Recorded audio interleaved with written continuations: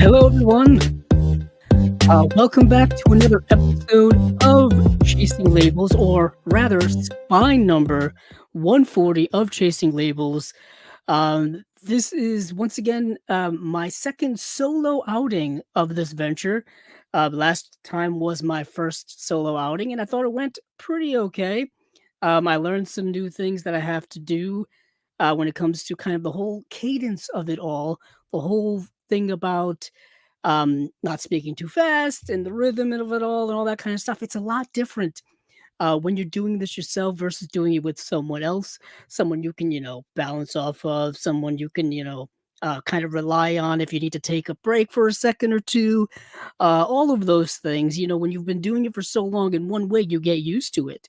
So you don't really, um, you know, you kind of forget how to do things by yourself, you know what I mean? Since you rely on something else. But we are back here once again to another episode, like I said, of Chasing Labels. And I hope all of you are enjoying or have enjoyed your Memorial Day weekend here on the East Coast. It is 9 o'clock, so things are, I believe, winding down for most of us. If you are not in the United States, therefore not celebrating Memorial Day, hopefully your Monday went well. If it's not Monday for you, if it's Tuesday, hopefully your Tuesday's going well. Regardless of what day you're listening to this, what time in the future that you're listening to this, thank you for listening. As always, this is going to be a very interesting episode. A lot happened in the last 2 weeks, of course. But before we get to the announcement news that we've gotten over the last little while with all of these bunch of labels and such, I do want, of course, send our condolences and just genuine sorrow for the loss of someone probably near and dear to many people within the community. Whether you knew this individual or not, the great Lee Gambin unfortunately suddenly passed away. And he is someone who Stephen and I haven't never got to know directly. We never got to talk with him directly, but we knew people who did get to do so. People who got to work with him within the community, people who got to talk with him, become friends with him. Of course, we want to send our deepest condolences to everyone close to him, most especially his family and loved ones and all of that. And I know just from our perspective here on Chasing Labels, from the very beginning of the show, he has always popped up on various individual releases that we've talked about from various labels all across the boutique label world. And it was very astounding to see just the outpouring of just love and condolences and remembrances and a genuine tribute to Lee Gambin, someone who was a historian, a writer, loved movies. He loved, of course, having a great passion for movies and having a great passion for doing the work that he did over these several years. I know there's so much of his work out there for us to consume, and I think as long as his work exists, I feel like his spirit exists within that work. And of course, his spirit and love for movies will live on in everyone who's ever loved movies. So, life can be very tragic, very sudden. And it really goes to show that you should cherish every moment and cherish everyone within your life. It's never a dull moment, or there's never a missed opportunity to tell somebody how much you indeed care about them, because you just never know when they will be gone.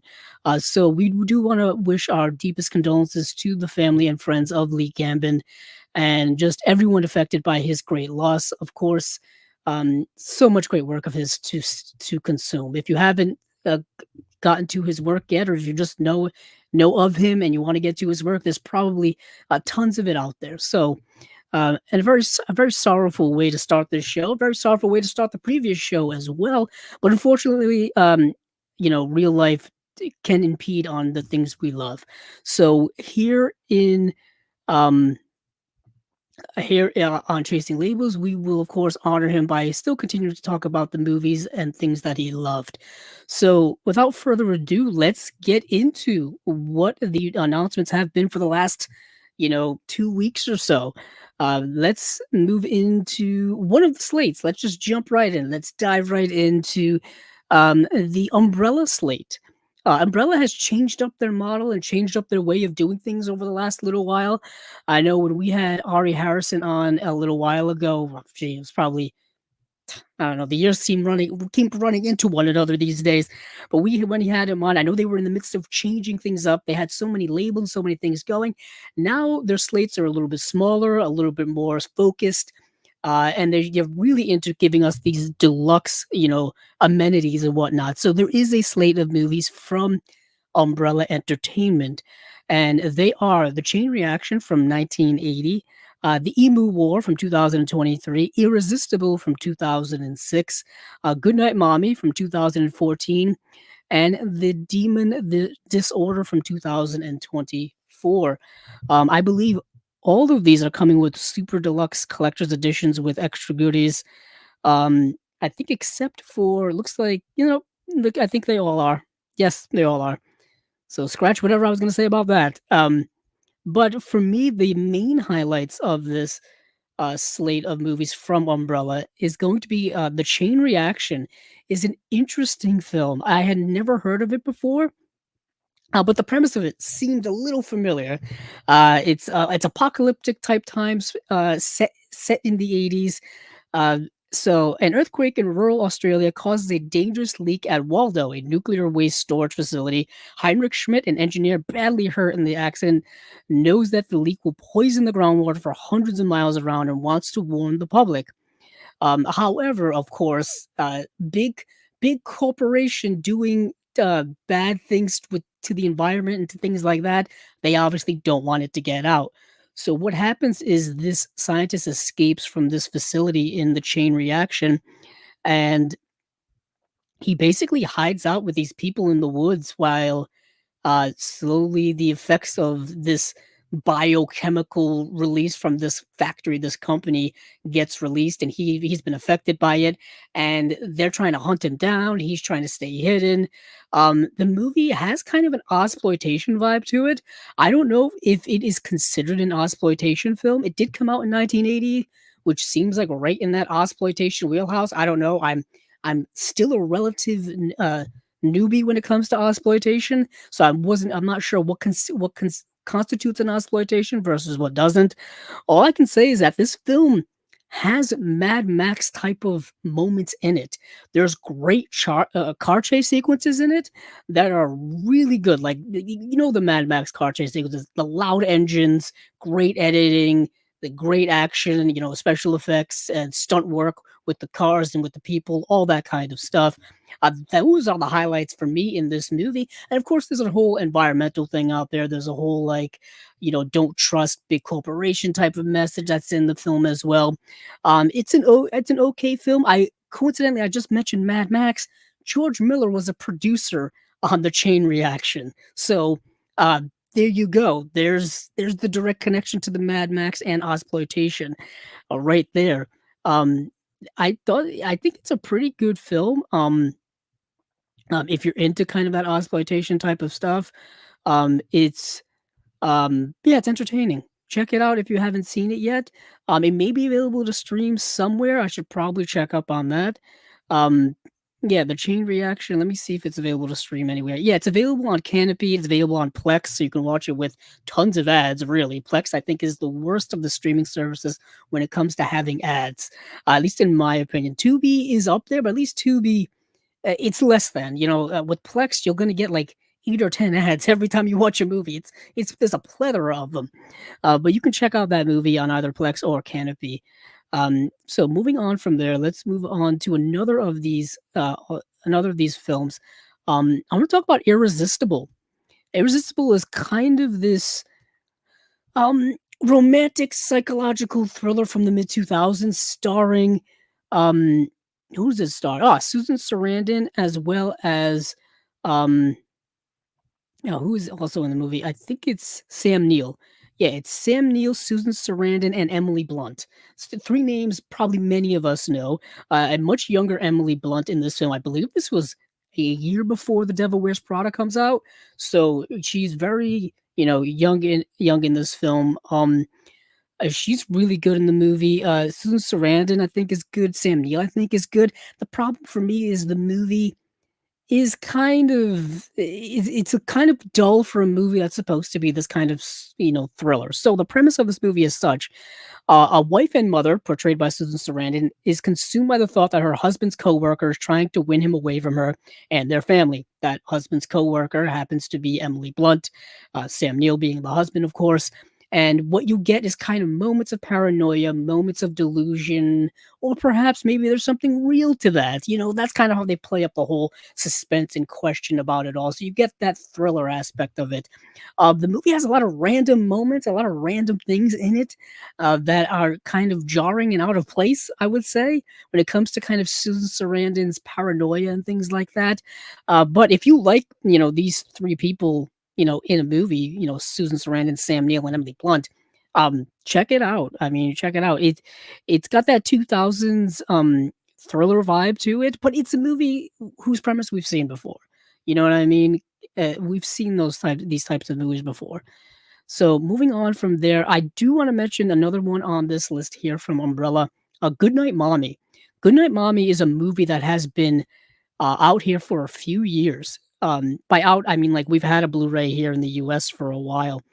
The difference between that one and this one, I believe, is we are going to be getting. Yeah, there's a audio commentary with critic and writer Alexandra Heller Nicholas, and a video essay by Andy Marshall Roberts. Those are brand new special features to this release from Umbrella. Goodnight Mommy is an interesting psychological horror film. It's a movie I haven't seen in a few years, so please, excuse me for having a little rust on the mind. The movie came out in 2014, and it is a German horror film. So you're going to have to read subtitles unless you're fluent in German, which I don't mind subtitles at all. And yeah, so the movie is: in the heat of the summer, a lonesome house in the countryside between woods and cornfields lives 9-year-old twin brothers who are waiting for their mother. When she comes home, bandaged after cosmetic surgery, nothing is like before. The children start to doubt that this woman is actually their mother. So what we're getting here is um uh, a horror film with scary children in it. So if you think kids can be creepy in horror films, Goodnight Mommy is for you. And so what you get is kind of this escalation of like frightening sequences where they don't believe that this woman is their mother because they can't see her face, which brings up a whole host of like themes and ideas that I find rather interesting. This idea of identity being in, um, the appearance of something. You know what I mean? Specifically when it comes to children, children identifying, physical attributes. That's how they kind of, they understand the difference between things. And that's kind of maybe the difference, how we understand the difference between things as adults as well. Our eyes are one of our, several senses that we need to kind of identify the world and judge the world. And sometimes we judge things wrong, sometimes we judge things right.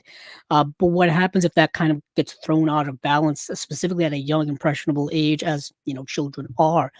Yeah, it's an interesting film. It's a really good horror film. If you haven't seen it before, highly recommended. I don't know if they were going to do an English language remake of it. I think they did. Yeah, they did an English language remake of it in 2022. I would recommend seeing the original before seeing the remake. That seems to be my thing when it comes to, English language remakes of any film. I kind of always wanna see the original first and then see, the remake afterward. So that's my thing. So that is it from Umbrella. Um, yeah, the other films I unfortunately did not get to see, that being The Demon Disorder, which is brand new from this year. I know John Noble is in that film, so if you're a fan of the show Fringe, or if you're a fan, of course, he played Lord Denethor in the Lord of the Rings trilogy. John Noble is always a great actor, so that immediately piqued my interest, but it's not really available to stream anywhere or to watch anywhere, other than, of course, this Blu-ray here. So moving on from there, let's move over to Imprint. Why not? The next tab I have over. So Imprint, of course, has their August slate. I just want to make sure to mention that that the Umbrella releases were their September slate. So we're moving through time here. We're moving through time. The Australian label Imprint Film has announced its August slate of Blu-ray releases. We have Crossplot from 1969, Banning from 1967, Jessica from 1962, Synonym from 1965, Woman of Straw from 1964, and The Taming of the Shrew from 1967. You may have noticed a bit of a theme with all of these movies. They all came out in the 1960s. These are all 1960s films. So you got like a little swinging 60s slate here. What is interesting about this slate here, for me personally, The Taming of the Shrew is a film starring Elizabeth Taylor and Richard Burton. I believe this is making its Blu-ray debut. It's never been on Blu-ray before. It's only ever been on DVD. I know that because I saw the DVD in stores all the time over the last like decade or so, and I'm like, when is that movie going to get a Blu-ray release? Well, lo and behold, here it is. So, The Taming of the Shrew, for those of you who don't know, this is an adaptation of a Shakespeare play of the same name. It's been adapted several times. If you've seen the movie, uh, if you've seen the movie starring um, Heath Ledger and Julia Stiles called 10 Things I Hate About You. That is a relatively modern day adaptation of 10 Things I Hate About You. A high school version of it done 25 years ago, but the rules still apply. The story is still kind of applied. The adaptation is still there. It's interesting to think that, 1999 and 2000 wouldn't be considered modern day anymore. That's fascinating to me. Um, so back to Taming of the Shrew. If you haven't, if you're not familiar with the play, if you don't know the play, basically, um, the premise is that there is this young woman whom everyone is like dolting themselves after. There's these three suitors. They all want to marry her. They all are just absolutely head over heels in love with this young woman. Unfortunately, she cannot get married until her older sister gets married. Her older sister here portrayed by Elizabeth Taylor, and she is considered a shrew. She is considered a woman who is rather mean, rather, icy cold, not very loving, not very caring, doesn't want anything really to do when it comes to men and marriage and love and any of those things. So she has this reputation of being very, very difficult. One of these suitors convinces a man to basically wed her. He basically kind of bets him to do it, and the man happens to be portrayed by Richard Burton.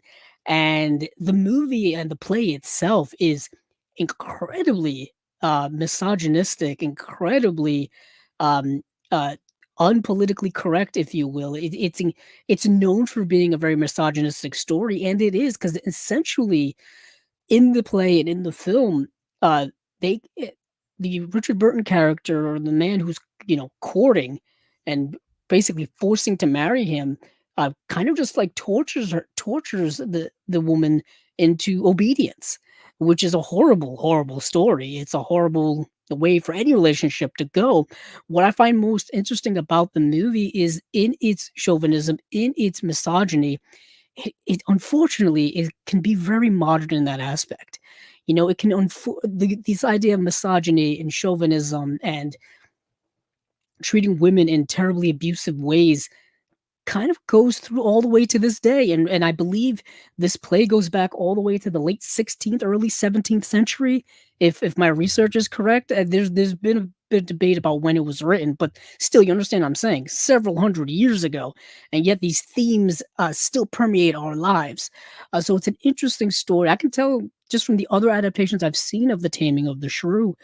um, yeah, they've softened that aspect of it greatly, greatly. They've definitely turned it into a more, less harsh story in terms of the misogyny, in terms of the chauvinism. So that's very interesting. I will say this, Elizabeth Taylor and Richard Burton are absolute powerhouses in this film. It's just the way in which they are able to handle the Shakespearean dialogue.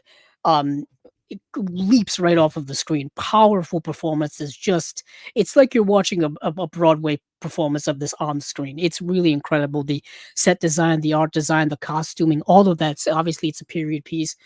brilliantly, beautifully well done of a film. Obviously, the subject matter being, what it is. But yeah, this is definitely something I want to add to my collection. I've been trying to collect all of Elizabeth Taylor's films, but I'm of course waiting for the Blu-rays. So that is The Taming of the Shrew from 1967. Let's move on to something else, though massively different. Actually, let me see what we got for special features from Taming of the Shrew before we move on to some of these other films. Um, so we've got, unfortunately, nothing. Unfortunately, all we've got here is theatrical trailer. So unfortunately, no special features for The Taming of the Shrew. But let's move on to Woman of Straw. So Woman of Straw stars Sean Connery and Gina Lollobrigida. It's a British melodrama. And so yeah, British melodrama of which, Sean Connery plays a bad guy in it. He plays kind of a skeevy, slimy bad guy in it.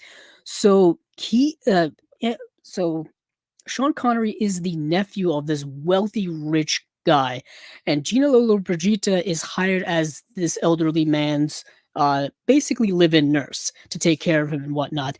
And um, Sean Connery is basically trying to scheme his way to get his uncle's fortune. He's trying to find a way in which he can be left all of his wealth and business and all that kind of stuff. So he enlists the help of the Gina Lollobrigida character to marry the uncle, get all of the money in an adjusted will, and then eventually they're gonna like split up, team up, and they're gonna come together as a couple and whatnot. There's a whole big thing about him like seducing her and all that kind of stuff. You understand what I'm saying? Backstabbing and whatnot. But yeah, Sean Connery is such a slimy guy in this movie. Um, but Gina Lollobrigida is really, really good. The movie reminded me a lot of Lady from Shanghai. I don't know why specifically. I just got that vibe to it. It had that little, maybe a little neo noir tinge to it, or noir tinge to it. But yeah, so that's Woman of Straw. So moving on from Woman of Straw, I do want to mention another film here called Banning. So Banning is an interesting movie starring Robert Wagner, and Robert Wagner is an ex pro golfer who gets a job at a country club to be like their professional pro golfer guy there or whatever, instructor, whatever. It turns out that some years earlier he got into some trouble and he's kind of on the outs when it comes to the golfing community. Um, so yeah, so athlete Mike Dermott, Playboy lifestyle has seen him kicked off the golf pro circuit when accused of match fixing. With the new name of Banning, he hustles from one country club and woman to another, leading to a high stakes tournament and a sudden death playoff for his life. That's kind of the movie. The movie does have the song "Eye of Love" by Quincy Jones. There's more to this movie than just that, but it is kind of um, Robert Wagner just being this playboy guy who's like wooing all of these women at this country club, but also trying to, I guess, fix his reputation as well. Um, yeah, it's fine. Yeah, there's more to the story than that, but I don't want to give it away. It's a movie I heard about for years and a movie that I had seen on DVD kicking around for a while. So this is getting, Blu-ray release, I think, for the first time. Let me check to make sure I'm not just making things up as I usually do. Yeah, Banning. This is the first time it's coming out on Blu-ray in August. So that's Banning. Um, let's see. There's one more here I did see. That's Crossplot. Okay, so Crossplot is interesting because it is essentially Roger Moore auditioning for James Bond before he was James Bond. I didn't make that up. Someone on Letterboxd said that, and I completely agree. So this, imagine just Roger Moore as James Bond. No, Roger Moore as John Hamm in Mad Men as James Bond. That's kind of what this movie is. So, suave advertising executive Gary Fenn Roger Moore, is living the good life, but the good life turns bad when someone tries to kill a beautiful model and frame him for murder. Set in London during the swinging 60s, this action-packed ride is from acclaimed film and theater director Alvin Rakoff, co-starring Belgian actress Claudie Lang, Martha Heyer, Francis Matthews, and Alexis Canner.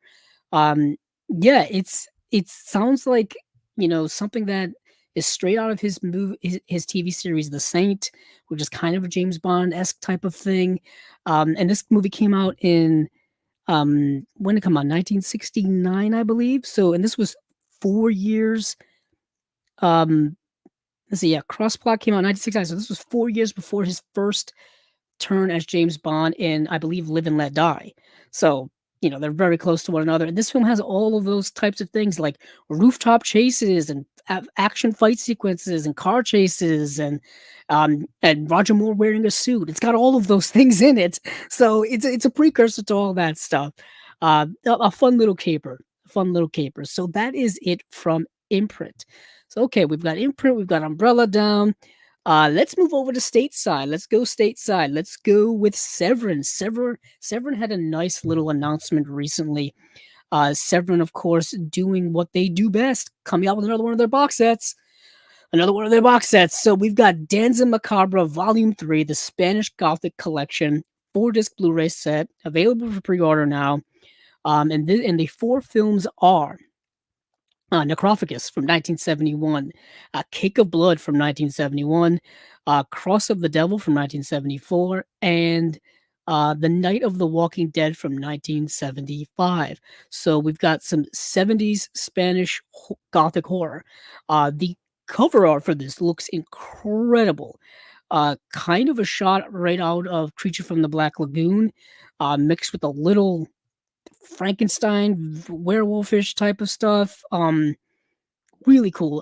For those of you who have the first two box sets, obviously you're going to want to probably add this one to your collection as well. Unfortunately, these films are not easy to find to watch, so I wasn't able to watch them other than the first film, other than Necrophagus. Um, and the way in which they describe it is thus: the most misunderstood Spanish Gothic shocker of the early 70s can now be reassessed like never before. A young nobleman, Bill Kern, returns to his crumbling family castle only to learn that his wife has died giving birth to their stillborn child. But why is her coffin empty? What follows is a uniquely told shocker of grief, loss, dark secrets, and the hungers of the grave. Yeah, so it's a movie that is a zombie film, mixed with a little bit of revenge plot, as you can tell from that little synopsis there. What this synopsis doesn't tell you is that this doctor was kind of obsessed with his work, and it's kind of one of the reasons why he neglected his family, and that's why they kind of passed away. But it's got all the hallmarks of kind of that time. The movie is also known as The Butcher of Binbrook and released in America by Independent International as Graveyard of Horror. I believe this is getting a 4K scan. As always, Severin is coming out with some special features. You get an audio commentary with Andy Marshall Roberts, host of the Nasty Pasty podcast, Something You've Never Seen, appreciation by Angela Sala, head of programming at the Sitges Film Festival. And the first horror film in the world, Remembrance by Maria Pilar Rafaelis, daughter of Sitges Film Festival founder Antonio Rafaelis. The Cake of Blood from 1971 um, is uh, is a film, like I said, I did not get to see. So let me read the just a quick synopsis here. With Spanish cinema still under the oppressive Franco regime, four filmmakers banded together to create a horror anthology that examined classic themes through transgressive perceptions.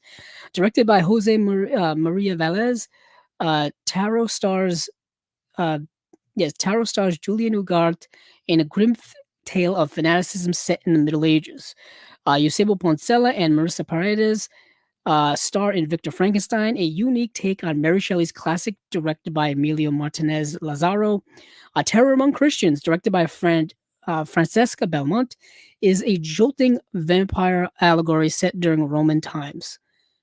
And then I think, Hami Shavari, co-writer of Vampiros Lesbos and future icon of new Spanish cinema, directs the twisted ghost story, The Dance or Emotional Survivals, starring Luis Sieges, now never available outside of Spain. Cake of Blood is now scanned in 4K. We got some audio commentaries. We got some other special features here. I won't read off everything, just in the interest of time, of course. So, The Cross of the Devil from 1974. This is directed by Paul Naschy. So if you have Paul Naschy or Paul Naschy, I'm not sure how to pronounce it actually, probably should have known that by now. If you have a bunch of his films that I believe Severin's put out so far, as well as I believe two volume collections put out by Shout Factory as well, or Shout Studios rather. So if you've got plenty of that, you kind of you know his vibe. You know his vibe. This is coming with audio commentary as well. This audio commentary is actually with Kim Newman. That's very interesting. So that's really cool. And I know the fourth film here I want to mention, The Night of the Walking Dead, um, because there's an audio commentary with Kat Ellinger, author of Daughters of Darkness. Kat Ellinger, I think, was also involved in producing this box set as well. I'm not quite sure. Don't quote me on that. I know, obviously, she had her hand in this audio commentary down here for the film Night of these releases in some way, shape, or form. Anything that she puts her name on, anything she gets herself involved in is automatically of interest to me, and I would recommend to others as well. So that is Danza Macabra, Volume 3, the Spanish Gothic Collection, four disc box set, plenty of special features, great artwork on the individual cases as well. Um, for those of you, I guess, maybe a little interested, today is the birthday of both Christopher Lee and Peter Cushing. There's two Christopher Lee box sets. I've got one of them up there. And then, of course, there's a Peter Cushing box set that Severin's put out as well. So, this is right in time to announce this other box set with those box sets in hand, as well as the birthday of those two incredible, iconic gentlemen. So that is Severin. Let's take a look at the comments. Um, so we've got some comments here. Once again, there's our friend Josie DeMarco, who new watches since last time. Regrouping, revenge, destroy all monsters. My favorite year, home fries and cold weather. I think destroy all monsters. Isn't that's a Godzilla film? I think. Maybe I should actually look that up before I start saying things. So destroy all monsters, or maybe that's something else. Yep, Destroy All Monsters is yeah, uh it's a kaiju film with, of course, um the great Godzilla. I think he battles Ghidorah in that. Yeah. Oh, the monsters battle, they team up and battle Ghidorah. I watched all of those movies in the Showa box set from Criterion, which I really wish they would release another one. I'm waiting for a Heisei era box set before I start trying to track down all the Blu-rays from that era, which I think are all out of print now. The Heisei era and then the Millennium era, I think most of those are out of print. That's why it's leading me to believe some type of big re-release is coming. I mean, they might as well strike while the iron's hot now, with Godzilla -1 being a big hit that it was, with the new American Godzilla being a big hit as well, at least monetarily. And it does have its fans as well. I am actually one of them. For all of its issues and for what it isn't, I do enjoy those MonsterVerse movies. Um, um, let's see. Just checking out some of the comments here. Um, yeah, so yeah, I believe, David, this was in reference to 10 Things I Hate About You, which was 2000. I think you're right. I think 99 I was thinking of something else. I probably was thinking of American Pie. Don't ask me why. Um, no, 1999 was 10 Things I Hate About You, I guess. Yeah, I was right. I remember they tried to do a 10 Things I Hate About You TV series in 2009. I don't know if anybody remembers that. I or was it? Yeah, it was a TV series. I think it only lasted one season. Um, I don't really think that that kinda works as a TV series. I mean, I understand the idea of, like, setting it as a high school teen type of show with teen angst and all that kind of stuff. You can kinda stretch that premise, but it works so well just as a self-contained movie. You know what I mean? It worked so well at that time. Um, yeah, so let's move on now to someplace else, although where do we wanna go? Where do I wanna go? That's the one thing about doing this, is I can kinda make up my own rules about where to go. So we just did 2 slates back to back. Let's cool things down a little bit with, some individual things we've got here. So, yeah, let's go to this film here. So, let's go to Second Sight. Why not? Second Sight. So, Second Sight is putting out a Bittersweet Life, a limited edition 4K Blu-ray.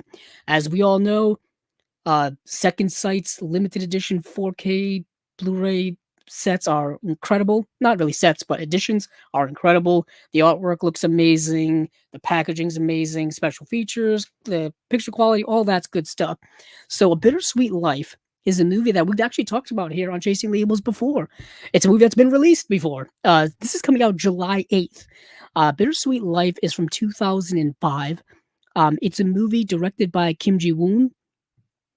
Kim Ji-woon, being the director of I always forget. He did, um this is way too much to look at here. Let me go check IMDb right away. So Kim Ji-woon, I do wanna say I always forget.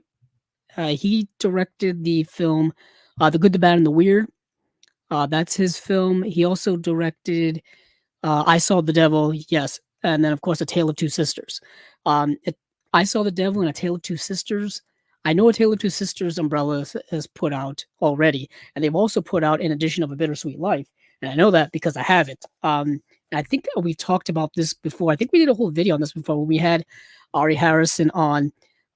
He let us pick out stuff from the Umbrella store, and I went a little greedy, got very many things, which I still have stacked up here on the on the couch that I'm sitting on, and one of them is A Bittersweet Life, and this is their kind of special edition of that. And this actually comes with like 3 director commentaries, which I know is a lot, uh, but they're all different with different people accompanying him on some on these discussions. So let me see what the difference is here with this set that they've got. Or this edition that Second Sight is coming out with. Obviously, that was just a regular Blu-ray that Umbrella put out, and this is going to be a 4K, as well as you can get the Blu-ray counterpart if you so choose to. So, I think it's coming with, yeah, it's got two commentaries, two commentaries with the director Kim Ji-woon, and actors as well as director of photography. It's got a new audio commentary by Piers Conran and James Marsh, Making of Bittersweet Life with optional commentaries, which I know this has here. Deleted and alternate scenes with commentary. I believe this has it as well. Let me see.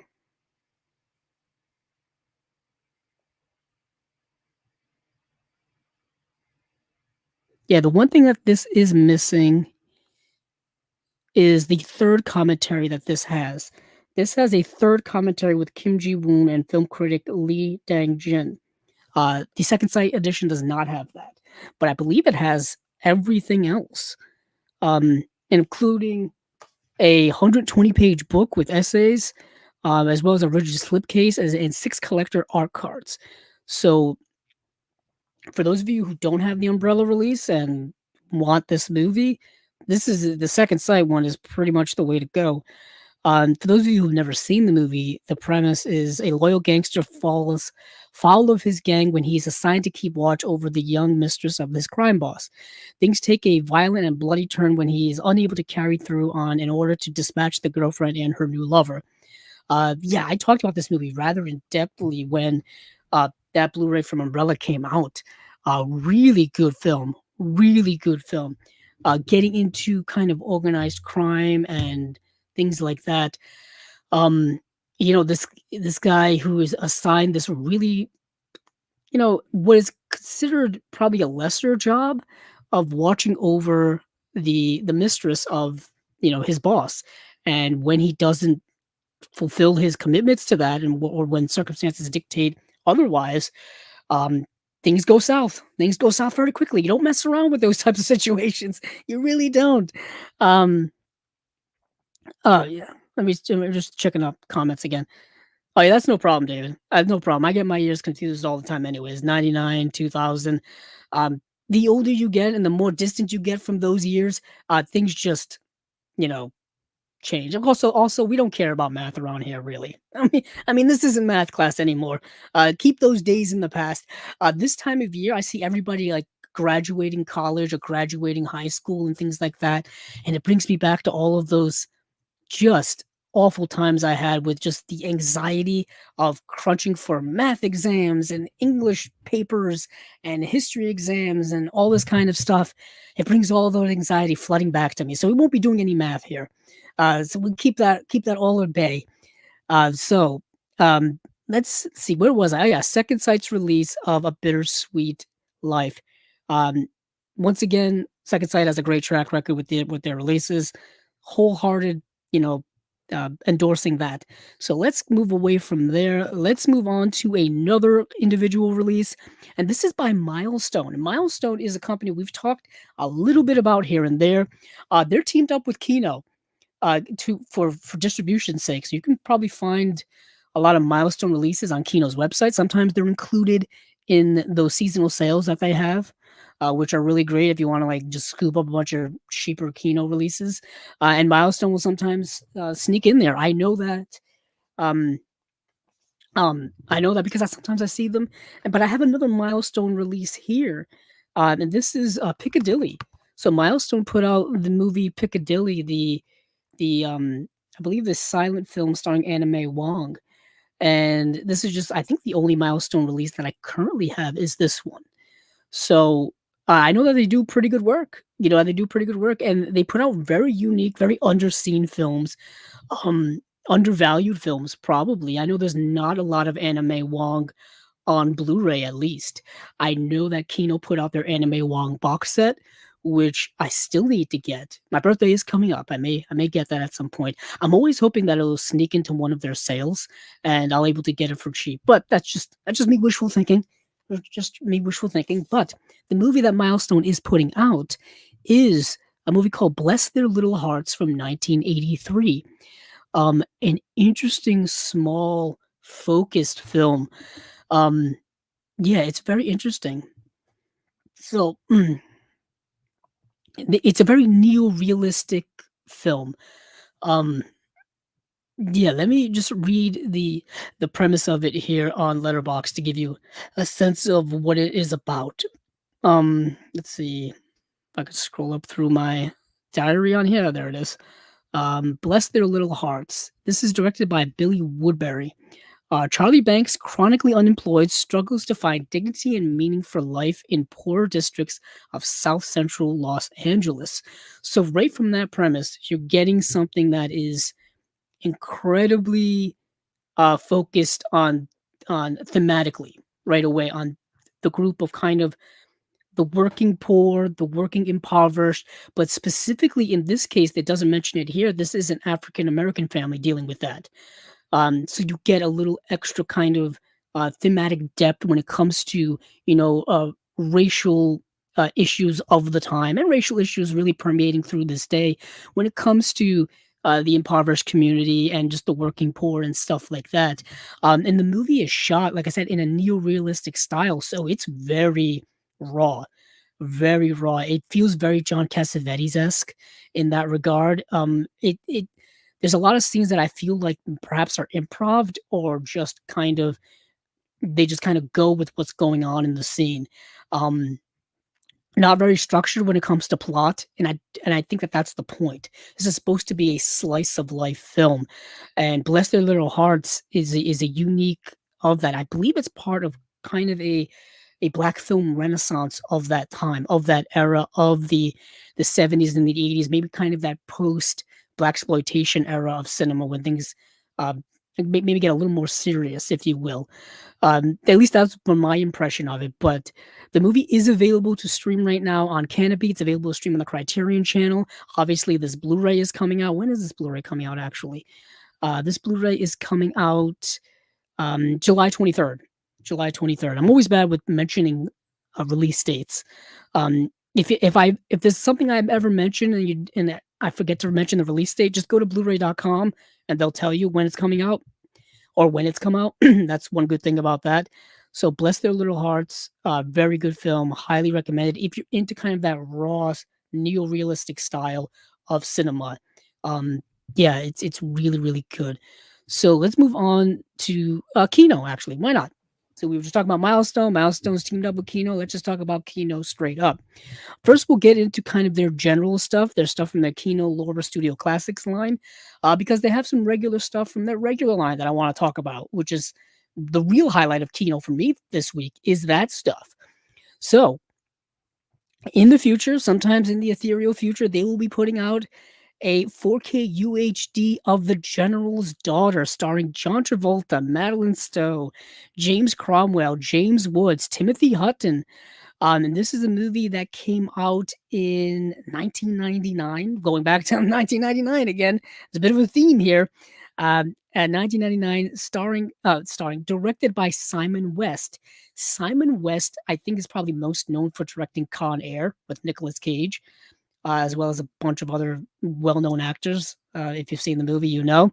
But this is his follow-up. This is the movie he did right after that, called The General's Daughter. Now, I remember The General's Daughter, when it came out. I remember The General's Daughter, um, I remember when The General's Daughter came out in 1999. Um, I remember seeing, like, TV spots, trailers, for that, and I just remember kind of it being, like, a serious, thriller of a movie, it is very much is kind of a time capsule piece from a filmmaking perspective of that 1990s, thriller. Uh, so this movie is dealing with um, things going on a military base, um, and right away it may get comparisons to um, A Few Good Men, um, but it's not quite that type of film. So when the body of Army Captain Elizabeth Campbell is found on Georgia military base, two investigators, warrant officers Paul Brenner and Sarah Sunhill, that is um, John Travolta and Madeline Stowe, are ordered to solve her murder. What they uncover is anything but clear-cut, unseemly details emerge about Campbell's life, leading to allegations of a possible military cover-up of her death and involvement of her father, Lieutenant General Joseph Campbell, portrayed by James Cromwell. So, what do we have in here? We have uh, military political corruption going on. We've got misogyny going on within the military in the film as well. We've got, abuse and oppression of women going on within the military as well. For me, watching this movie, that's where I was very surprised about how much staying power the film has from that perspective. If anyone knows, and I won't go on a big soapbox here, um, those issues are very prevalent within the US military going through straight to this day. There's a serious issue of those things happening in, I would say, all branches of the military. I'm just using it as a general thing. There have been documentaries about, assault on women and cover ups and just, all this kind of thing. You know what I mean? And so this movie kind of takes that idea and, dials it up for movie's sake. And you get a pretty good, solid thriller from the 90s based off of that premise. Twists and turns, red herrings. It's a murder investigation. You get all of those things. The backdrop, the kind of the downfall a little bit of the movie is that sometimes John Travolta's good, sometimes he's not. You know what I mean? And then that's going to be, based off of your interpretation of the movie, your impression of the movie, the way you view the movie. I thought some scenes he's good, some scenes he's not good. Sometimes they gave him extra dialogue that I don't think he needed to have. But those are little like ticky tack types of things. Overall, decent 90s thriller. Perhaps some people remember it, perhaps some people don't. Interesting that it's getting a 4K UHD release. Going straight from Blu-ray to 4K UHD because I believe The General's Daughter has had a Blu-ray release before, or maybe not. Maybe I'm thinking of another 90s thriller.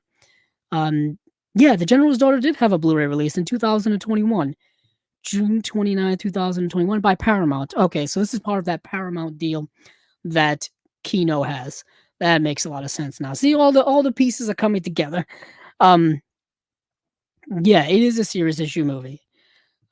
David, you're right. It is a very serious issue movie. Like I said, it's an issue that goes straight through to today. It's still something that people battle that's still a battleground issue in the military to this very day. We see horrific things happen on military bases all the time. Horrific stories. I mean, so many things, so many things. So that's why the movie has, like I said, some staying power to it. Um, yeah, so that's the general's daughter.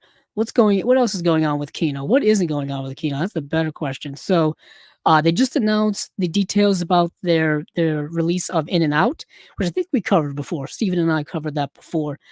In and Out is coming out July 23rd. The general's daughter, like I said, has no release date yet, so we could be doing this in a year from now and getting details on the general's daughter for all we know. But In and Out is getting a 4K UHD release. It's a two-disc edition with the 4K UHD disc as well as the Blu-ray disc. Brand new master from a 4K scan of the 35 millimeter original camera negative. New commentary by the screenwriter. An interesting movie. Yet again, another film, kind of a time capsule piece of its time. Um, yeah, it's a movie we talked about before, so I won't spend too much time getting into it. But the film is directed by Frank Oz. I always like to kind of mention that. Of course, he directed the Dirty Rotten Scoundrels as well as the score, which I think Kino also put out a 4K release of as well of the score, which I believe was Marlon Brando's last film. So moving on from there, um, there's another movie here which I did not get to watch. I know Steven got to watch it once upon a time. Maybe he remembers, maybe he doesn't, but he's not here to say either way. But there's a um there's a Blu-ray release of this movie called Twisted coming out. And the reason why I want to mention it is because it's directed by Philip Kaufman. Philip Kaufman, of course, being the director of uh I almost said Do the Right Thing. That's not it. It's The Right Stuff. That's the movie. He's the director of The Right Stuff. Um, he's also the director of Invasion of the Body Snatchers, the one from the 70s. He was the writer on Raiders of the Lost Ark. He also was the writer on The Unbearable Lightness of Being. Um, he's someone whose work kind of comes along every once in a while. I like to mention him. Um, so Twisted is a movie that for some reason is not showing. Oh, there it is. It's on his IMDb. I was like, it's not on his IMDb. That doesn't make sense. But yeah, Jessica, whose father killed her mother and committed suicide, is a police officer. While investigating a murder, she finds herself in the center of her own investigation, where her former lovers start being murdered. Not a good place to be. Not a good place to be. Stars Ashley Judd, Samuel L. Jackson, and Andy Garcia. Um, that's a good trio. That's a good trio. Definitely something I still would want to watch. David Strathairn is in the film as well. One of the best character actors of our time. Every time he shows up, it's always great to see him on screen. So that's something I wanted to mention. So moving on from there, um, move past that. Oh, in the latest news today, um, there's going to be a 4K UHD release of The Sands of Iwo Jima, the 1949 war film starring John Wayne, John Agger, Adele Mara, Forrest Tucker, and Arthur Franz. The reason why I wanted to mention this is because um, I'm assuming they waited to announce this on Memorial Day for obvious reasons. The whole, veterans and war type of connection here and whatnot. Because I want to say that The Sands of Iwo Jima has gotten a Blu-ray release before. Sands of Iwo Jima. Let me look it up quickly on. That's not how you spell Iwo Jima. So The Sands of Iwo Jima. I think yeah. So it's only gotten a Blu-ray release in France. Okay, for some reason I thought it got a Blu-ray release here.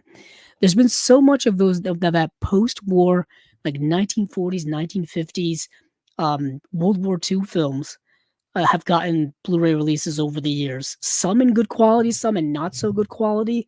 I remember things like D-Day, and The Longest Day, those types of movies. I remember those getting Blu-ray releases well over a decade ago, but not looking very good, and always hoping that they would get a some type of remastered re-release. I know things like Bridge on the River Kwai have gotten a re-release in 4K now, actually. Um, so I've always wanted like those types of movies. I remember once upon a time I was at Best Buy. Oh goodness, this is probably 10 years ago, and they had a standee setup of Father's Day films, like Father's Day gift films, and they were all of those types of movies, like the John Wayne war films from the 40s, things like Midway and all this kind of stuff. It just that's what you would get your father for Father's Day. You know what I mean? Like those, I guess those are dad movies, as they would call them now. Before the idea of dad movies were a thing, um, so that's what they kind of had them as. Heck, I probably bought some stuff for myself. Probably bought something for myself. I think they even had maybe The Grapes of Wrath as well. Not a war film, but still, I guess, a movie of that era. Yeah, but anywho, so The Sands of Iwo Jima. For those of you who don't know about Iwo Jima, so let me see, The Sands of Iwo Jima. Let me get a synopsis quickly. Um, yeah, John Wayne would do a lot of those movies uh, during his career, and it was either that or westerns.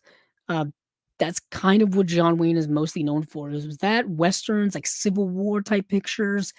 That's kind of what his bread and butter was, really. Haunted by personal demons, Marine Sergeant John Stryker is hated and feared by his men, who see him as a cold-hearted sadist. But when their boots hit the beaches, they begin to understand the reason for Stryker's rigid form of discipline. And Stryker is portrayed by John Wayne. Yeah, Iwo Jima is a famous battle in the South Pacific during World War II. The famous picture of all of the Marines holding, putting up the flag on the mountain there. On that was on Iwo Jima. You ever hear of the Flags of Our Fathers, that book or that movie that was directed by Clint Eastwood? That's all about most of that's about Iwo Jima and those individuals in that photo. I read the book years ago, I think when I was in high school, and I kind of learned all about that stuff. But yeah, that's the Sands of Iwo Jima. So moving on from Kino Studio Lorber Classics, we're going to be moving on to Kino Lorber. So Kino Lorber straight up, that's what I call it, because there's really no other way to say it. There's Kino Classics, and then there's Kino Lorber Studio Classics. And Kino Lorber Studio Classics are um, those white cases that you see, and they say Kino Lorber Classics on them. Um, and then there's the Kino Lorber Studio Classics, all the ones that we know of where they have all those sales that we all kind of dive in on. Like, for example, I have The Last Tycoon here. This is a Kino Lorber Studio Classic film release. But they're putting out some interesting films. Well, they're putting out 3 films by the same director. And I watched all of these films and I was kind of blown away. Kind of blown away, to be frank. This is the director whose work I had never heard of before. It's a director whom I've never heard of before. And we've discovered some directors here on Chasing Labels whom Steven and I had never heard of before. And all of a sudden became big fans of their work. I'm thinking of Johnny Toe right away. But these films are The Hairdresser's Husband, Yvonne's Perfume, and then The Girl on the Bridge. And these are all directed by where of course they don't have the director here. Of course they don't. Just to ruin my rhythm. Uh Patrice Leconte. Patrice Leconte. And these films are all different, yet I feel like there's some connective tissue with them. Um I'll go with the first one here, The Hairdresser's Daughter. It's coming out on Blu-ray July 9th from Kino. And this is a description: a newly restored masterpiece from famed director Patrice Leconte. The Hairdresser's Husband is a wildly erotic ode to wedded bliss, starring the legendary Jean Rochefort and an incandescent Anna Guyana. It follows the life of young Antoine, who was obsessed with the bewitching beautician who cut his hair. Since then, his single ambition in life has been to marry a hairdresser. As an adult, Antoine meets a woman who seems to be the perfect incarnation of his childhood fantasies. He promptly marries her and then spends most of his daylight hours sitting in her shop, watching her every move. They're so crazy in love. Um, yeah, and they're so madly in love, and you just see them kind of live their marital bliss. And of course, with that, life is never as easy as that. You know what I mean? Life is never as that simple or as that happy. It's never that, that wonderful all of the time. But this movie is so refreshing in that regard to see someone kind of live out their dreams in real life. You know what I mean? Someone who, had this kind of childlike, immature, naive dream of being obsessed with a hairdresser, which on the surface sounds kind of, oh, you're ridiculous, if you will. But then to carry that through to adulthood and then finally achieve that at a middle age, in middle age, it really just goes to show you that it's never too late to pursue your dreams. It's never too late to pursue your ultimate happiness. Life is never too late. You know what I mean? Just seize what you love when you want it. You know what I mean? You know what I'm saying? In good moral value, you know what I'm saying? In this case, it being love and marriage and things like that. And the movie is so well acted, well directed, well told, and of it has the tone, honestly, of, like, Cinema Paradiso and the movie Melina, and as well as Wild Strawberries. It's got all of those types of vibes to it because it's someone kind of taking stock of their life, but also having a wonderment within it of really profound life lessons as well. Really a beautiful, wonderful film. Honestly astonishing. I can't recommend this film enough. These are all French films, so you will have to read subtitles, but trust me, it's so worth it. Amazing film. So that's The Hairdresser's Husband. Next film is Yvonne's Perfume. This is coming out July 16th on Blu-ray from Kino. Obviously, also directed by Patrice Leconte. So, Yvonne's Perfume is a mysterious and romantic drama of desire. This is a little more melodramatic. This is on a little more melodramatic side. In the early 1950s, on the shore of a lake wedged between France and Switzerland, a trio of holiday travelers meet, clash, and fall in and out of friendship and love. Adapted from the novel Via Triste by Nobel Prize winner Patrick Modiano, it follows Victor, the it follows Victor, a deserter escaping his past who lusts after the beautiful actress Yvonne. Their push pull flirtation attracts the attention of kind of her caretaker, her overseer, he's not like a family member. He's just like her caretaker, person who watches after her.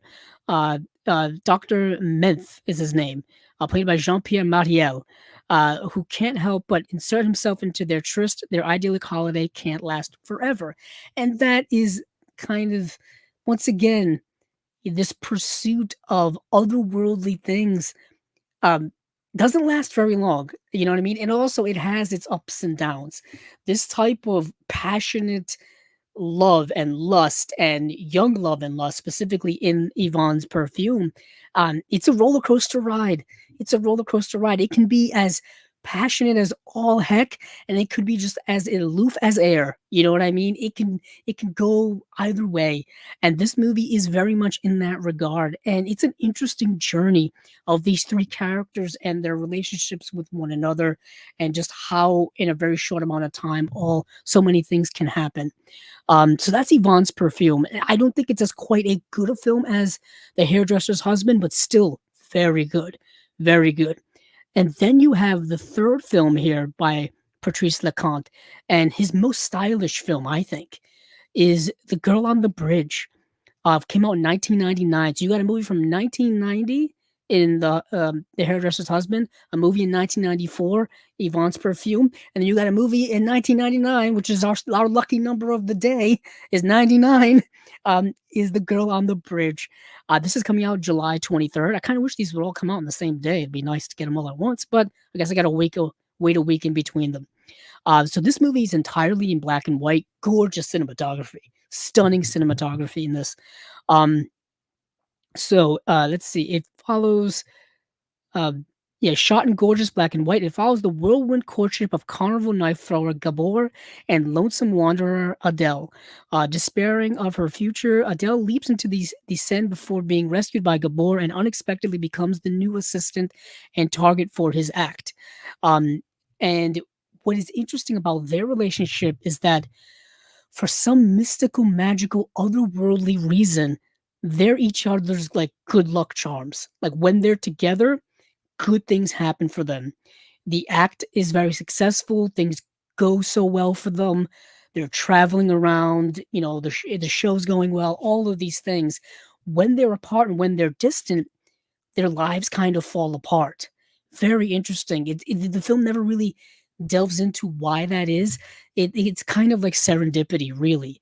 But yet again, this movie is dealing with human relationships and connection and things like that. Things that a hopeless romantic like myself dives headfirst into. You know what I mean? This is a hopeless romantic kind of dream and nightmare, all of these movies, because it shows you both the wonderment of love and human relationships as well as the reality of it all. You know what I mean? And it's like I said, there's ups and downs. There's ups and downs, but when I said stylish, I mean this movie is incredibly stylish. The black and white cinematography. There are sequences of this film, specifically the ones when they're performing their act, are done in such a way where there's more going on than just him throwing knives at a board. There's there's a relationship and a tie between these 2 that has a je ne sais quoi that you just kinda have to watch on screen to really experience. It's movie magic, really. It's movie magic. So these 3 films are amazing. So watch all of these movies, if you can, or get these Blu-rays from Kino. So that is once again, the Patrice Leconte films of The Hairdresser's Husband, Yvonne's Perfume, and The Girl on the Bridge. I will be adding all of these. So yeah, those are the highlights of this slate for me. Um, and so let me take a little drink here because that's a lot to go through in a little bit of while. And then we'll dive into Eureka. Eureka will dive back into the slates. So Eureka had their August slate release. I'm assuming that with Eureka releasing this week, we will hopefully be getting Arrow next week. They usually go hand in hand. They usually go hand in hand. And so Eureka had 3 releases, um, but I do specifically want to talk about 2 of them. So we had A Man Called Tiger, Wolves, Pigs, and Men, and then we had a Laurel and Hardy, The Silent Years, 1927. Very interesting here, how Eureka is releasing silent films here and there. We just got The Cat and the Canary, which just got a US release actually, which I thought was very, very cool. I want to say that um, this Laurel and Hardy set is a Region B set. Um, let me get rid of some tabs here so I don't get confused. So we've got, like I said, Eureka. Let me go into the Laurel and Hardy set because that's the one that kind of piques my interest the most. Um, Standing tall alongside Buster Keaton and Charlie Chaplin as pioneers of cinematic comedy, Stan Laurel and Oliver Hardy are 2 of the most beloved comedians in the history of moving pictures. Having acted alongside each other for the first time in 1921, they officially teamed up later in the decade in a series of shorts made for Hal Roach, launching a wildly successful partnership that would survive into the sound era and last for another quarter of a century.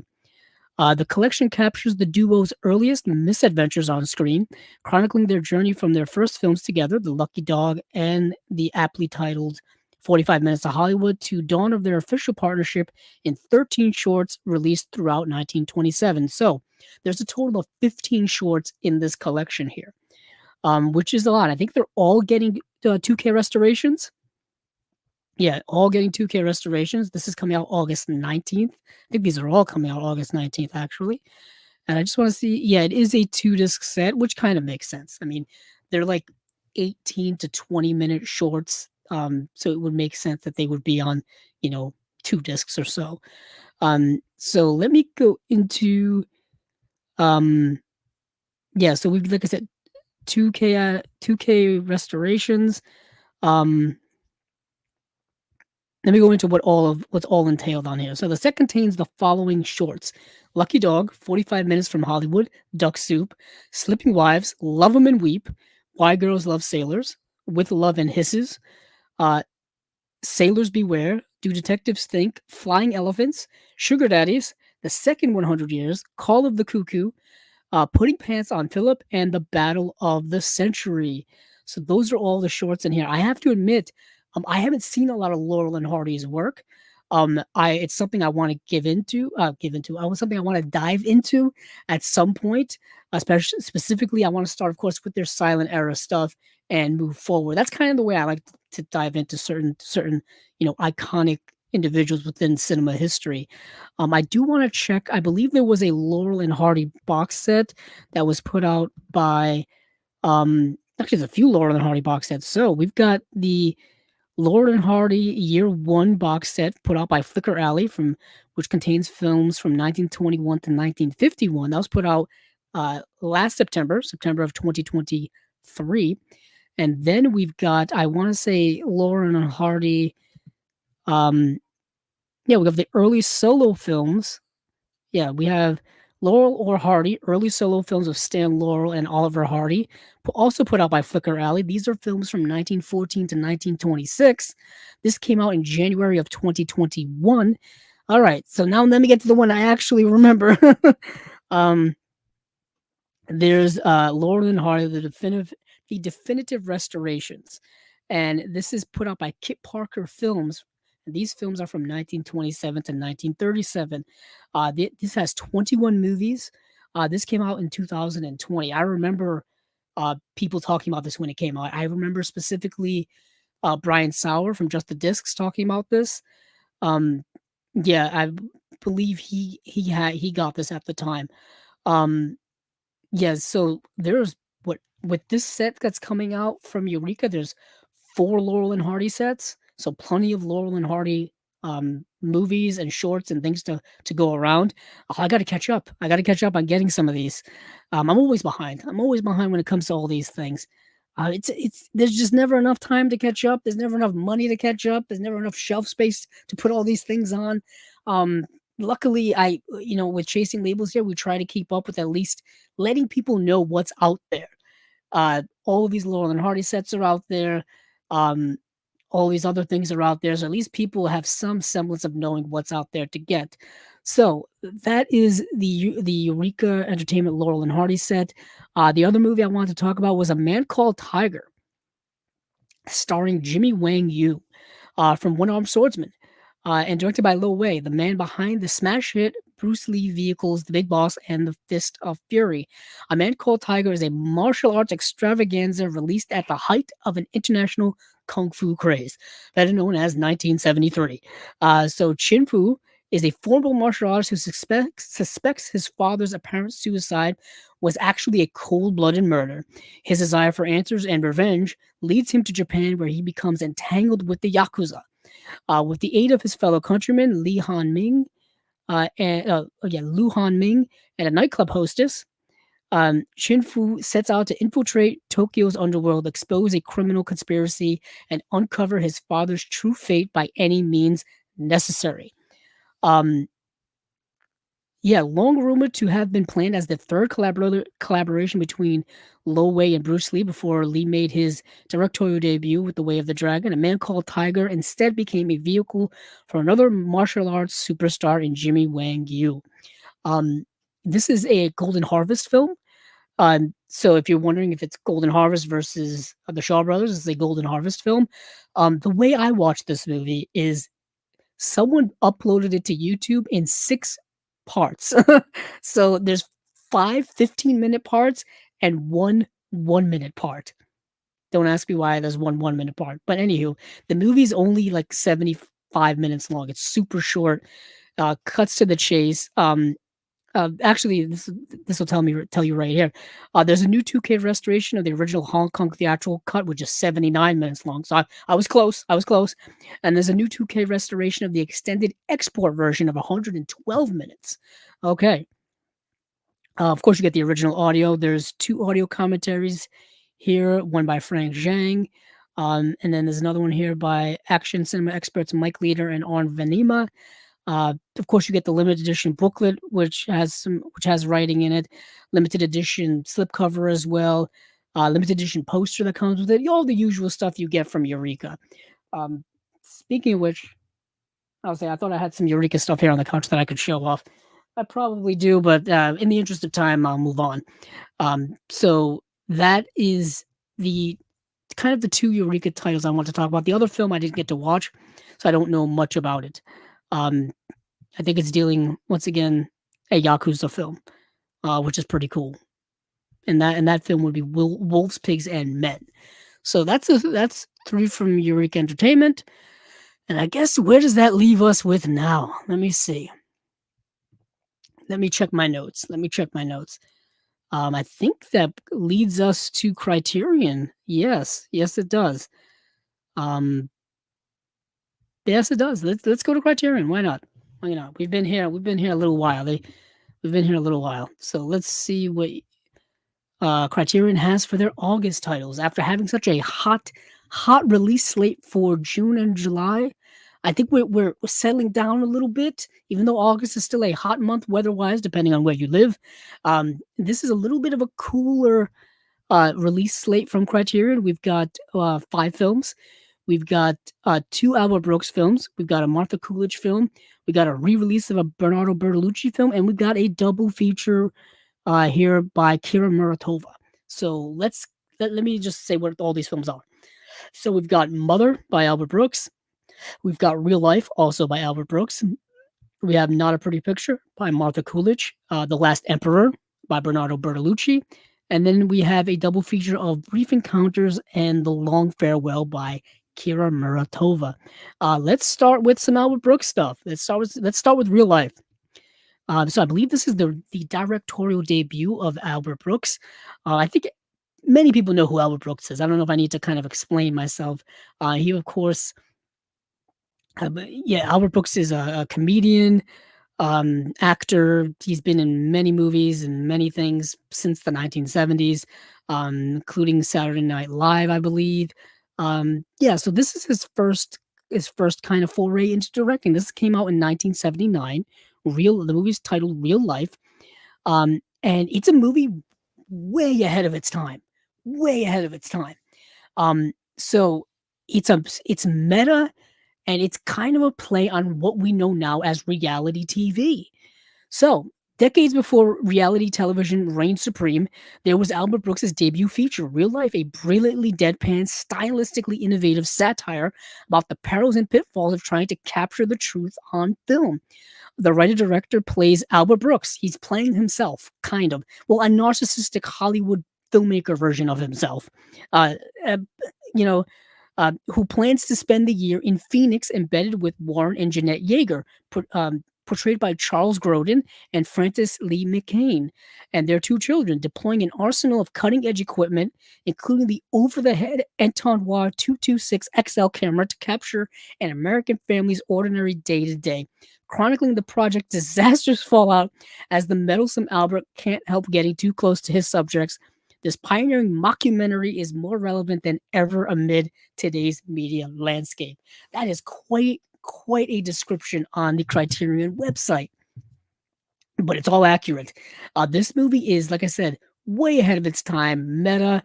It's reality TV before reality TV, or at least poking fun at reality TV before reality TV became a thing.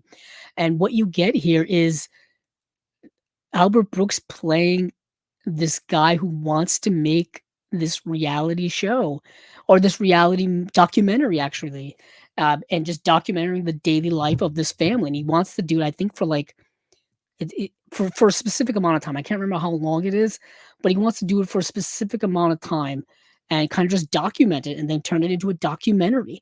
And it just shows the comedic pitfalls of trying to make that happen. You get too close to your subjects. You try to manipulate things when you're not supposed to. They've got these ridiculous camera guys who have these giant helmets on, and the faceplate in front is a camera, but they can't see or hear anything. They're just walking around with these giant cameras on their faces. And what's fascinating about that is today, we literally all walk around with cameras in our hands, with our cell phones and stuff. So it's something straight out of today, really, just in a comedic, over the top way. And of course, it's a complete and utter disaster. The movie has a lot of deadpan, satirical humor. If that's not quite your thing, maybe you won't quite vibe with this movie. But if you can kind of go with it for what it is, I think you'll have a good time with it. Um, you know what I mean? Like comedy is so subjective. But this release here, is getting a new 4K digital restoration, a new interview with Albert Brooks, new interview with actor Francis Lee McCain. Unfortunately, Charles Grodin passed away a few years ago, so we don't have a new interview with him. Um, yeah, so it's very interesting stuff. Um, cool. I'm actually pretty excited about that. There's two other Albert Brooks films in the Criterion collection, Lost in America, which I actually do have, and then Defending Your Life is another Albert Brooks film. I think he only directed, I want to say 8 films. I want to say 8 films so far in his career. Um, and I think Criterion has put out half of them. Let me see, Albert Brooks. I'm going to his IMDb now just to make sure. Once again, don't want to talk out of turn. Let's see. Yeah, 8 films. That's it. That's all he's directed. So Criterion's put out 4 of them. Um, Yeah, so let me get over to the other Albert Brooks film, which is a lot more traditional, kind of a safer film, but I also still think has its merits. So this is a movie called Mother, starring Albert Brooks and Debbie Reynolds. This is a movie from 1996. 1996. Reeling after her second divorce and struggling with writer's block, sci-fi novelist John Henderson, Albert Brooks, resolves to figure out where his life went wrong and hits on an unorthodox solution, moving back in with his relentlessly disapproving, cheerfully passive-aggressive mother, Debbie Reynolds, whose favorite son has always been John's younger brother, Jeff, portrayed by Rob Morrow. It's an experiment that, however harebrained, delivers surprising results. Brooks's film perfectly blends the writer-director star's biting wit with insight and inviting warmth, while giving him a formidable foil in the delightful Reynolds, triumphant in a comeback role that's equal parts caustic and charming. So what you've got here is a mother-son, like, dysfunctional family comedy with Albert Brooks and Debbie Reynolds, and they both play it rather realistically to that specific type of mother-son relationship. He's trying to figure out, he thinks that his writer's block and issues in his life have to do with his relationship with his mother, and he's trying to figure all of those things out while Debbie Reynolds is kind of rather aloof to the whole thing. She's rather like she's just going along with it just to go along with it. She kind of really doesn't care. And that's part of like who she is as a character. There's great comedic moments in it of like, them going to the mall and shopping together and just how weird all of that interaction is and funny and odd all of the interaction is, and going to the supermarket with your mom and like uh, figuring out why she's buying certain things when she should be buying other things and all this kind of stuff. It's kind of something that's straight out of one's life, really, if you think about it in some way, shape, or form. It's a fine film. I thought it was, entertaining. Unfortunately for me, I think the movie kind of falls on its face a little bit in terms of like the conclusion of this all. I was kind of going along for this little fun mom and son ride, of figuring out the relationship and things like that, and the movie just kind of ends. It really does. It's kind of falls on its face a little bit, but it's a fun little thing. It's nice to see Debbie Reynolds on screen again. It really is. So yeah, that's not a bad film. Not a bad film. But moving on there, let's actually before we do, let me see if there's what we have here for special features. New interview with Robert with Mike man, what's it? New interview with Albert Brooks. New interview with actor Rob Morrow. Teaser directed by Brooks. Yeah, new digital restoration approved by Albert Brooks. I think the other one was approved by Albert Brooks as well. There's an essay in here as well. So that's 2 more Albert Brooks films. So now moving on to the Martha Coolidge film, Not a Pretty Picture. What a interesting movie. This is a fascinating introspective film, a film that is unfortunately incredibly contemporary in its themes and certain, things that it goes through. So, trailblazing filmmaker Martha Coolidge, people probably know Martha Coolidge most, specifically for the movie Valley Girl, that with Nicolas Cage that came out several years later. But Martha Coolidge had been working in the industry in some ways beforehand. But Not a Pretty Picture is you'll get it here. It's kind of this hybrid documentary and reenactment. Um, I'll just read the description. Maybe it'll better explain it than I could. Trailblazing filmmaker Martha Coolidge made her feature debut with this unflinchingly personal hybrid of documentary and fiction, centered on an intense reenactment of Coolidge's experience of rape in her adolescence. The film casts Michelle Manenti, also a survivor, as the director's younger self and observes the actor and her castmates as they engage in a profound dialogue about what it means to recreate these traumatic memories and about their attitudes concerning consent and self blame. A high stakes experiment in metacinema that broke new ground with its uncompromising examination of date rape. Not a Pretty Picture brings a stunning immediacy to questions about the on screen representation of sexual violence and the limits of artistic catharsis. So, obviously, a movie dealing with something incredibly serious. Unfortunately, like I said, incredibly contemporary. And this movie came out in 1975. 1975, we're still dealing with these discussions that they're having in this film. They're still dealing with, we're still discussing them to this very day. To this very day. And the movie is incredibly meta about it. It's a movie that it's not really about the movie's not trying to depict a plot or a story. It's more about having a conversation about these things and the effects of it all. Really a unique film, truly unique. You get moments of reenactments and you get moments of people talking about the reenactments and talking about what the reenactments are about, what they are depicting and how one feels about those depictions, about those actions, about the events. Really powerful, powerful film, and it's incredibly raw filmmaking as well. Thinking once again, think of like a John Cassavetes, that level of raw, like early Cassavetes, raw filmmaking, low budget filmmaking, um, something that you would see like kind of like a student film level of filmmaking. That's this type of film. Really fascinating. A movie I had actually never heard of until watching it for the podcast. Yeah, this is a movie that's going to be, I think, I hopefully talked about more and uh, definitely something to add to many people's collections.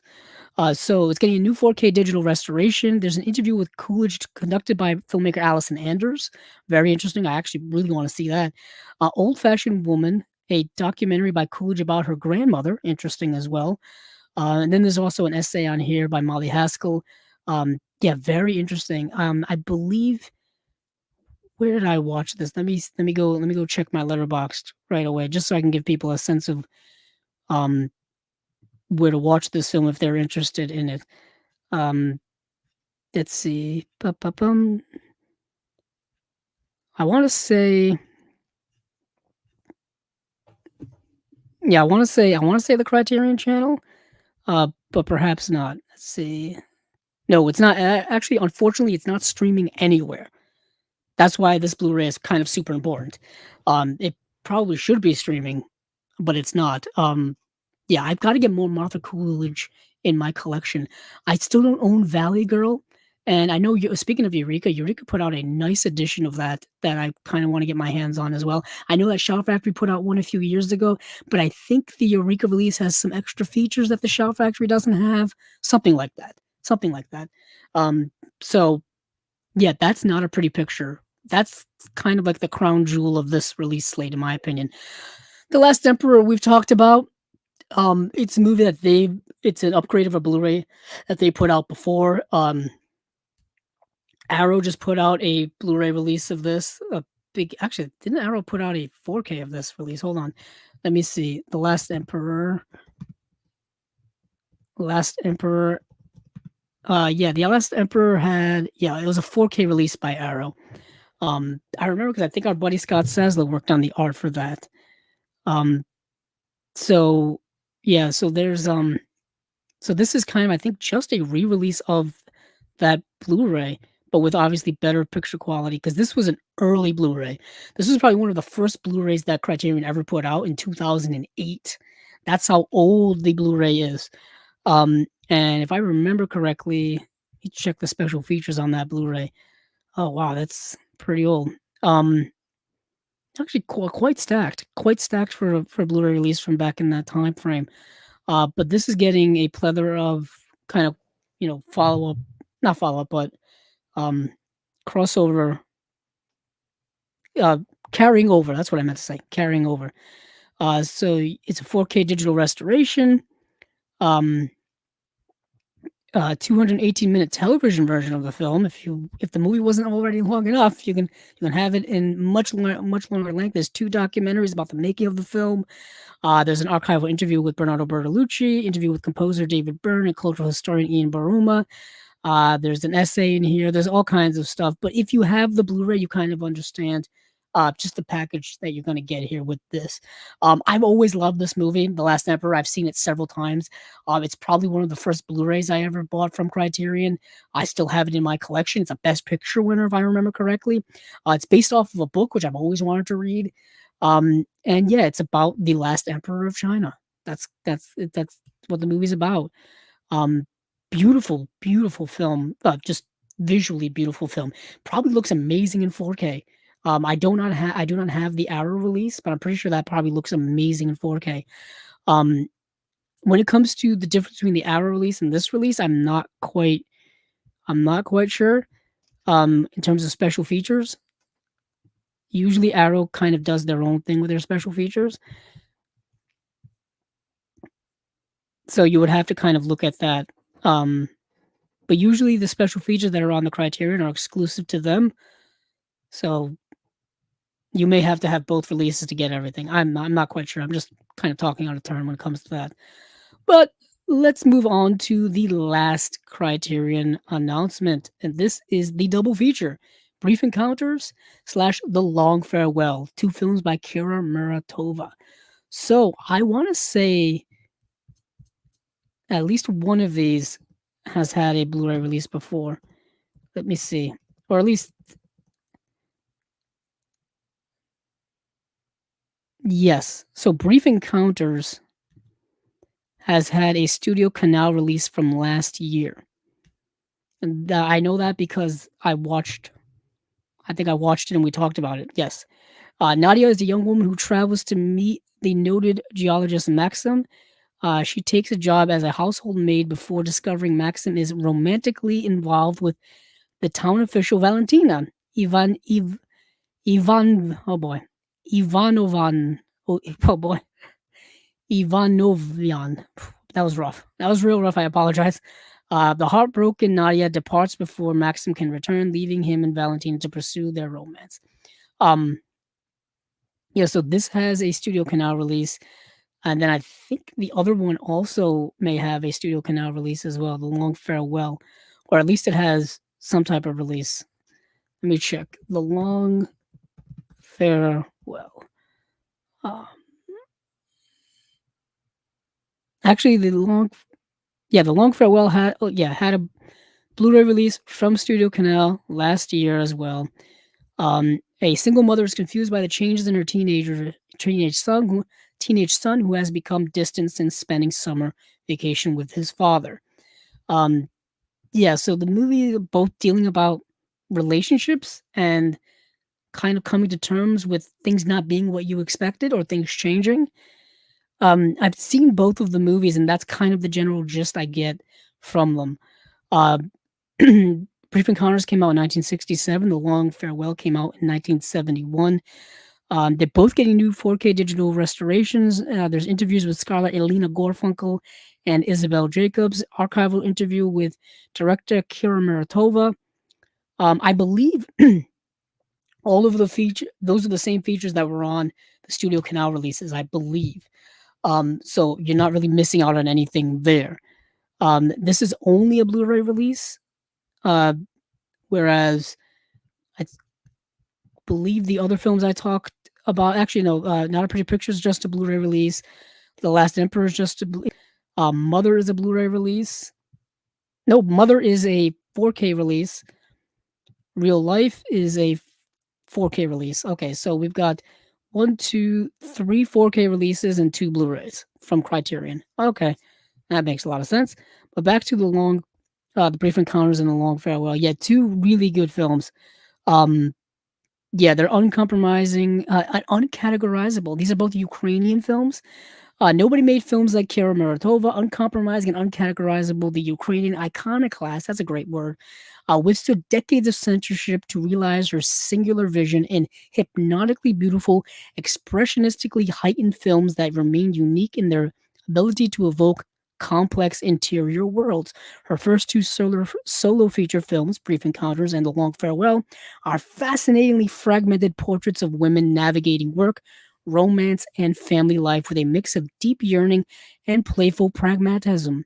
Long suppressed by Soviet authorities, these films became legendary along with their maker, and they now make their revelatory introduction to this most fearlessly original of artists. Yeah, so culturally significant, culturally important works from a director whose work was obviously suppressed. Suppressed, being that Ukraine was under the Iron Curtain for so long, and all of those political things and whatnot. Um, yeah, I highly recommend checking out both of these films as well. This is, like I said, this is a cooler slate from Criterion, but a good slate, I would say, a good slate. Um, yeah, so that's it from Criterion. Um, one last thing before we venture out here on chasing labels or spine number 140, I do want to say that the Vinegar Syndrome halfway to Black Friday sale has been going on all along this past weekend. I hope maybe many of you are fortunate enough to partake in it. I know money and the economics are what they are now, very difficult. So I don't, get what you can get when you can. You know what I mean? Whatnot. I do want to do some due diligence here about talking about a little bit of what they're up to. I did partake a little bit. I actually caught up on a lot of the Fun City editions that I hadn't had yet in my collection, trying to catch up on that catalog of films and releases. But I did want to talk a little bit about what they've released, what they unveiled this past Friday night. New VSAs and the Gelser video releases: Lifeline, The Instructor, and The Ripper. New, um, let's see what else they got here. New limited edition slipcovers for Sweet Sugar and Red Mob. Plus about a bunch of new stuff as well. Um, Yeah, so they announced they unveiled a couple of unique films. Um, yeah, they also have a bunch of the stuff on sale. It was stuff only from before 2024. So basically stuff all the way up through the end of last year, which is pretty par for the course when it comes to these Vinegar Syndrome halfway to Black Friday sales. Hopefully you guys kind of dove in and picked up some stuff before things went out of stock, or limited editions when went out of stock. All that kind of stuff. Um, they also, yeah, they also have the secret Vinegar Syndrome releases were Invasion USA, starring Chuck Norris, Criminally Insane, and Satan's Black Wedding. What a title! What a title! So I wanted to make sure to kind of mention Vinegar Syndrome because by the time we reconvene for episode or spine number 141, we will have a new slate of Vinegar Syndrome and Vinegar Syndrome partner label stuff to go through. June 1st is fastly approaching. May went by super quick. So let me get out of here. Let me see if there's anything else to go over before we go. I don't believe so. I've been talking for over an hour and a half straight. That's enough for me. The one thing you do not get used to when it comes to doing this solo, is having to talk so much by yourself. If you do not like the sound of your own voice, I do not recommend podcasting yourself. But let's see, what do we have in the slate here for chasing labels? We just did our unwatched pile number 13. That is now up with our friend Johnny Pomato. We talked about a couple of movies we're taking off our unwatched pile and pairing them up with something. Um, so we will be doing another unwatched pile next month as well. So if you're missing Steven, he is back with doing the unwatched pile stuff. And yeah, that is kind of about it for now from us here at Chasing Labels. Um, so you can follow the podcast at pretty much any place podcasts are available: Apple Podcast, Google Play, Spotify. Of course, here on YouTube, for the Chasing Labels YouTube channel, we'll have these live streams that I've been doing plus other stuff. It was an interesting episode tonight. I hope all of you are listening in the future. Thank you for listening. Thank you for the support. I greatly appreciate it. No matter when you listen to it, no matter when you watch, as long as we get the views and get the listens, it's all that really matters in the end of this all. But yeah, hopefully all of you are doing well, and hey, keep on watching those movies because I know I will.